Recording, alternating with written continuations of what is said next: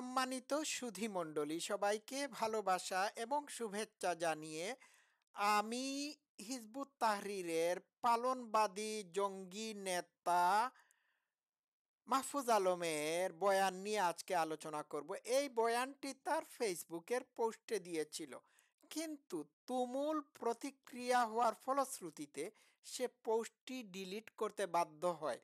আমি অনেক ঘাটাঘাটি করে পোস্টটি খোঁজার চেষ্টা করি, শেষ পর্যন্ত পেয়ে যাই।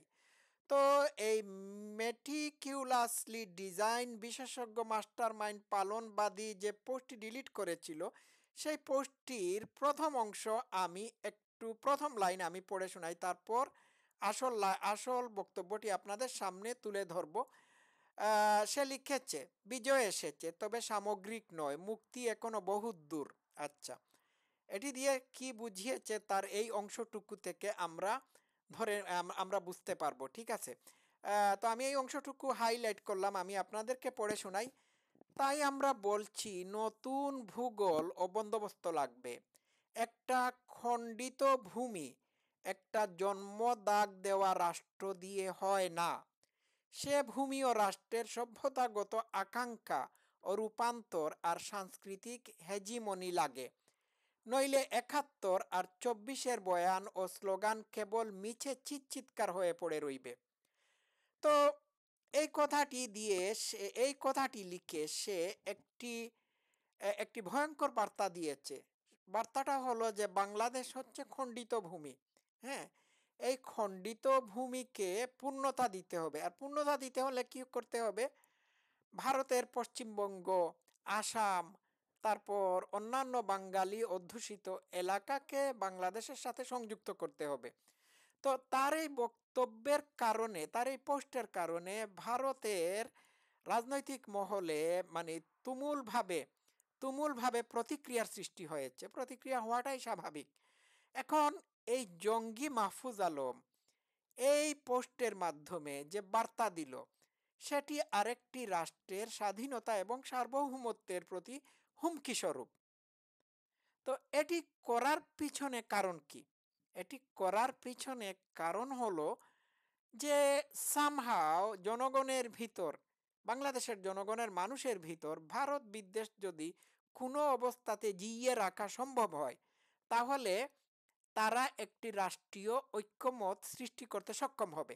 দেখবেন, যখন যখন পার্শ্ববর্তী কোনো রাষ্ট্রের সাথে একটি রাষ্ট্রের টেনশন বা স্নায়ুযুদ্ধ চলতে থাকে, তখন এই রাষ্ট্রের ভিতর যত বেশি হাবিজাবি গণ্ডগোল বিশৃঙ্খলা থাকুক না কেন, এই রাষ্ট্রের সকল নাগরিক ওই পার্শ্ববর্তী রাষ্ট্রের প্রতি দৃষ্টি নিবদ্ধ করে ফেলে।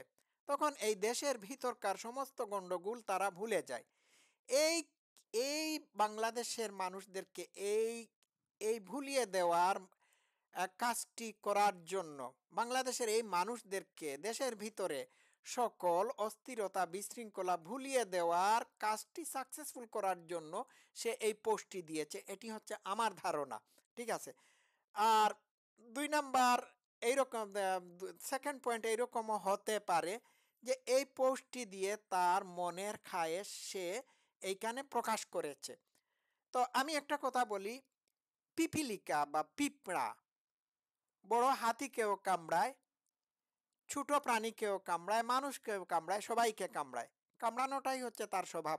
তো এই মাহফুজ আলমরা হচ্ছে পিপিলিকার মতো প্রাণী, ঠিক আছে। তাদের মধ্যে পিপিলিকার স্বভাব রয়েছে, যাকে আমার কাউকে ব্যক্তিগতভাবে খাটো করার কোনো উদ্দেশ্য নাই।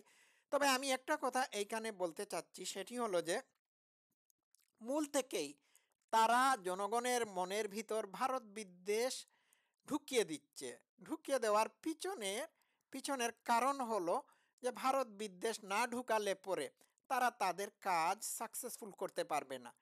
হ্যাঁ, এই কারণে তারা পরিকল্পিত উপায়ে এই কাজটি করে যাচ্ছে। শেখ হাসিনার পতন ঘটানোর সময়ও এই কাজটি তারা করেছিল। একেবারে শেষের দিকে তারা যে স্লোগানটি দিয়েছিল, সে স্লোগানটি ছিল দিল্লি না ঢাকা, ঢাকা ঢাকা। এই স্লোগান দেওয়ার কোনো প্রয়োজনই ছিল না। তো এগুলো তারা উদ্দেশ্যমূলকভাবে করেছে। আর এখনো তারা উদ্দেশ্যমূলকভাবে তাদের ডিজাইনকে সাকসেসফুল করার জন্য বা পরিকল্পনাকে সাকসেসফুল করার জন্য এই কাজটি করে যাচ্ছে। তো এই কাজটি করার পিছনে আরেকটি কারণ হলো, সেটি আমি ব্যাখ্যা বিশ্লেষণ করতে হবে। এবার আমি এটি যদি ব্যাখ্যা বিশ্লেষণ করি তাহলে আমার আন্তর্জাতিক রাজনীতি নিয়ে সামান্য বয়ান দিতে হবে। দেখুন, মার্কিন সাম্রাজ্যবাদীরা বাংলাদেশকে বাংলাদেশকে মানে একেবারে তছনছ করে দিয়ে, বাংলাদেশের ইকোনমি ডাউন করে দিয়ে তারা এখন পরবর্তীতে ভারতের দিকে নজর দিয়েছে। এটি আপনারা মানেন বা না মানেন, হ্যাঁ, এটি সত্য, আমার কাছে সত্য বলে মনে হচ্ছে। এখন তারা তাদের পরিকল্পনা মোতাবেক ইউনূস এবং ইসলামিস্ট জঙ্গিদেরকে দিয়ে এই কাজটি বাংলাদেশে তারা করতে সক্ষম হয়েছে। আর এটি সক্ষম করানোর জন্য কিছু কিছু ইনফ্লুয়েন্সিয়াল ইউটিউবার, সাংবাদিক, এরা কাজ করেছে। এদের রীতিমতো জুম মিটিং হতো। এই যেমন ধরুন পেনিক বধ, তারপর আমেরিকার শাহেদ আলম, এরা রীতিমতো জুম মিটিং করত, ঠিক আছে? এবং এই জুম মিটিংয়ে শরিক হয়ে তারা এই প্ল্যানগুলো বাস্তবায়িত করার জন্য আলাপ আলোচনা করত। আর এই সবগুলো পরিকল্পনার মানে এক একটি পয়েন্ট তারা ইউনূসকে হর হামেশা জানিয়ে থাকতো, হ্যাঁ, মানে জানাতো। তো এটা আমি আলোচনা করতেছি না। তো আমেরিকার ডিপ স্টেটগুলো মানে ইউনূসকে মাস্টার মাইন্ড বানিয়ে দিয়ে বাংলাদেশের ভিতরকার মানে ওই যে বামাতি, তারপর বুদ্ধিজীবী, সাংবাদিক, এদেরকে কিনে নিয়েছিল। আর বাংলাদেশের ইসলামিস্ট জঙ্গিদেরকে এদের সাথে একই সূত্রে গেঁথে দিয়ে বাংলাদেশকে তারা ডাকাতি করে দখল করে নেয়। বাংলাদেশে তারা সাকসেসফুল। বাংলাদেশে মার্কিন সাম্রাজ্যবাদীদের একটা এজেন্ট ক্ষমতাসীন হয়েছে, আপনারা তো জানেন তার নাম কি। তার নাম হচ্ছে ডক্টর ইউনূস। সুতরাং বাংলাদেশ নামক সাজানো গুছানো বাগানটিকে তারা তছনছ করে দিয়ে বাংলাদেশের ইকোনমির 12টা বাজিয়ে দিয়ে এখন তারা ভারতের দিকে বা ইন্ডিয়ার দিকে নজর দিয়েছে।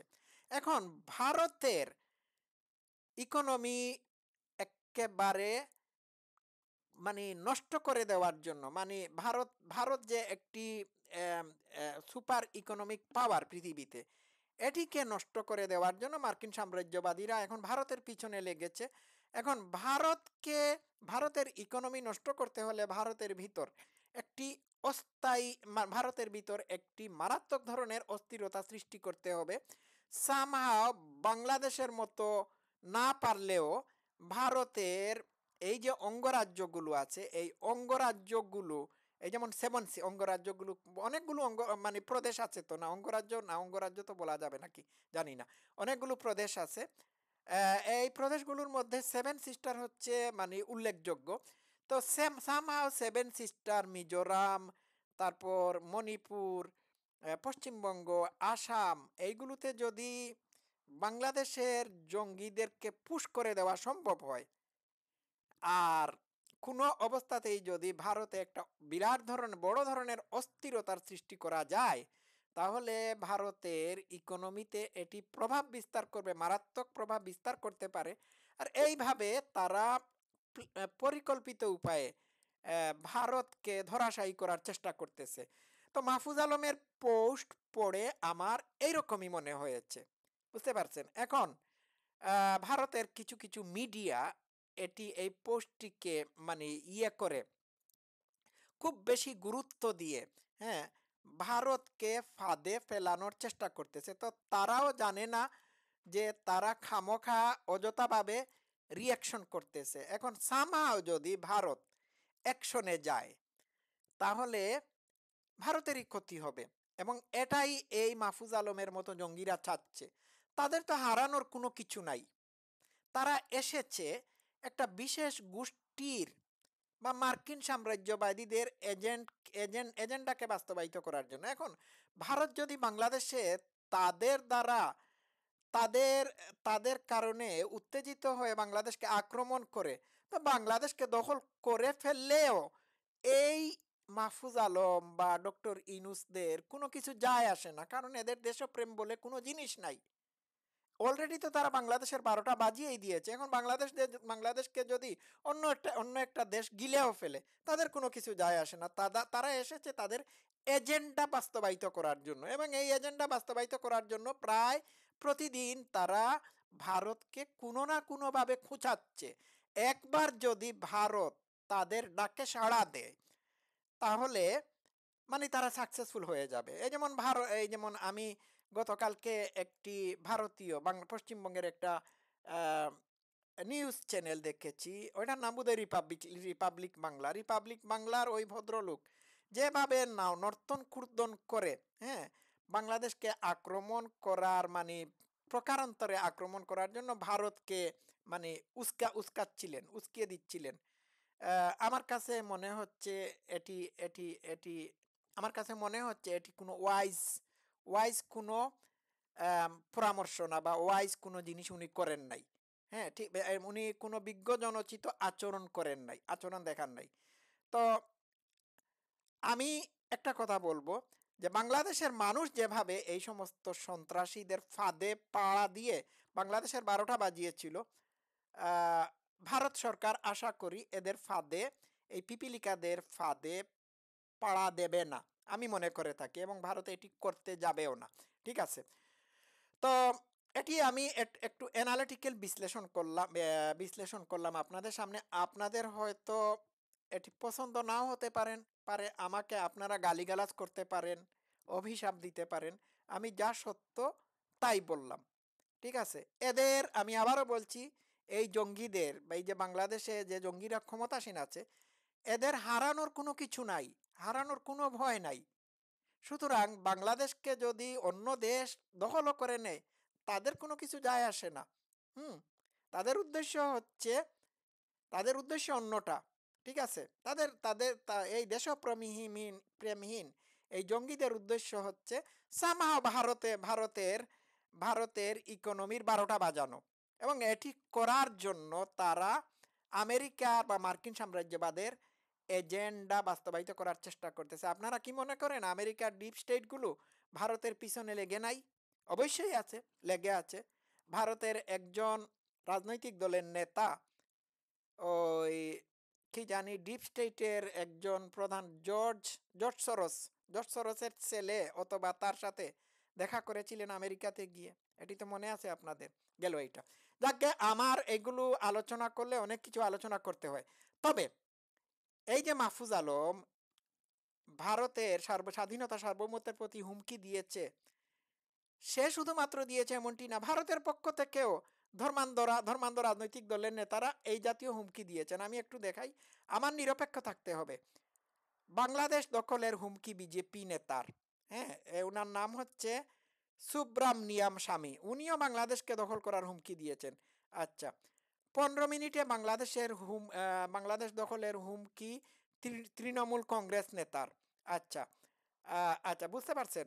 তো আহ, বাংলাদেশকে দখল করার হুমকি বিজেপির নেতৃস্থানীয় কয়েকজন ব্যক্তিরা ইতিপূর্বে কয়েক বছর আগে দিয়েছেন। 2018-এ 3 অক্টোবর দিয়েছেন।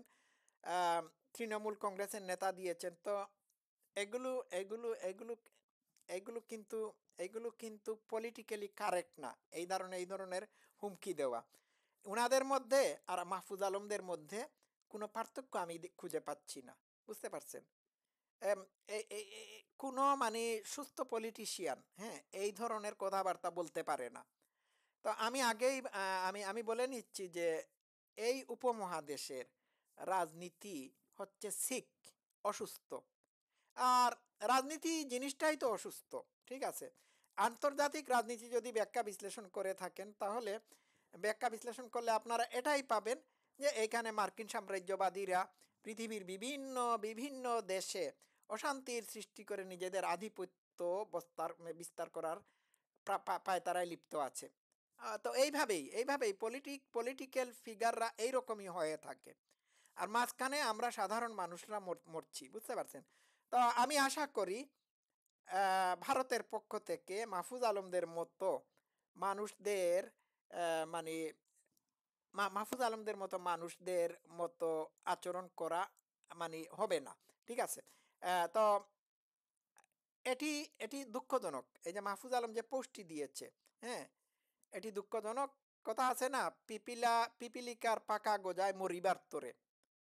তো যাক, আমি অনেক কিছু আলোচনা করলাম। আমি নিরপেক্ষভাবে আমি ব্যাখ্যা বিশ্লেষণ করেছি। আশা করি কেউ আপসেট হবেন না। আমি মনে করে থাকি আমি পৃথিবীর নাগরিক, হ্যাঁ? I am the citizen of the universe. একটা দেশের ভিতর আমার থাকতে হয়, থাকতে হচ্ছে। কিন্তু পৃথিবীর সব দেশ আমার দেশ। ভারতও আমার দেশ, বাংলাদেশও আমার দেশ, ইংল্যান্ডও আমার দেশ, সব দেশই আমার দেশ। তো আমি নিরপেক্ষভাবে কথা বলেছি। আমি নিরপেক্ষভাবে যদি কথা না বলি, তাহলে আমার কথাবার্তাগুলো বায়াসড হয়ে যাবে। তো সবাই ভালো থাকবেন। জয় বাংলা।